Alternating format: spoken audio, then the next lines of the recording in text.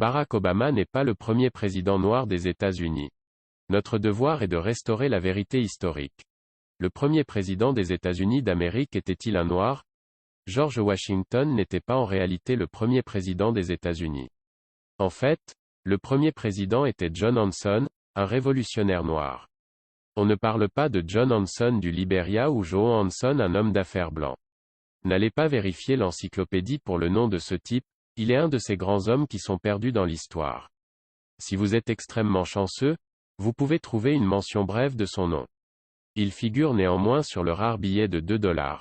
Une fois que la signature a eu lieu en 1781 pour la formation de la Confédération États-Unis, un président était nécessaire pour diriger le pays.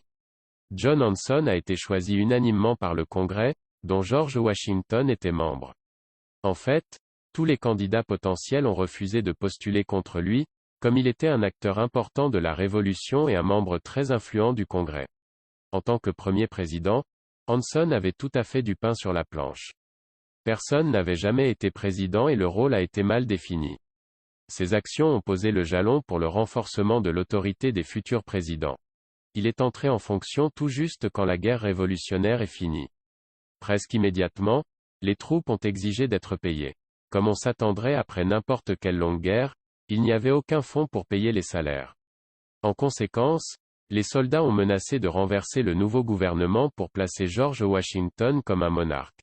Tous les membres du Congrès avaient fui pour leur vie, laissant Hanson comme le seul membre restant pour diriger le gouvernement. Il a d'une façon ou d'une autre réussi à calmer les troupes et maintenir le pays ensemble.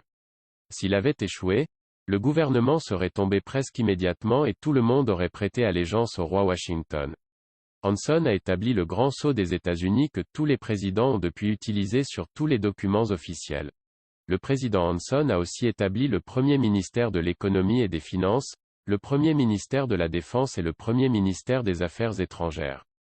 Les articles de la Confédération ont seulement permis à un président de servir un mandat d'une année durant tous les 3 ans, donc Hanson a en réalité accompli pas mal de choses dans si peu de temps.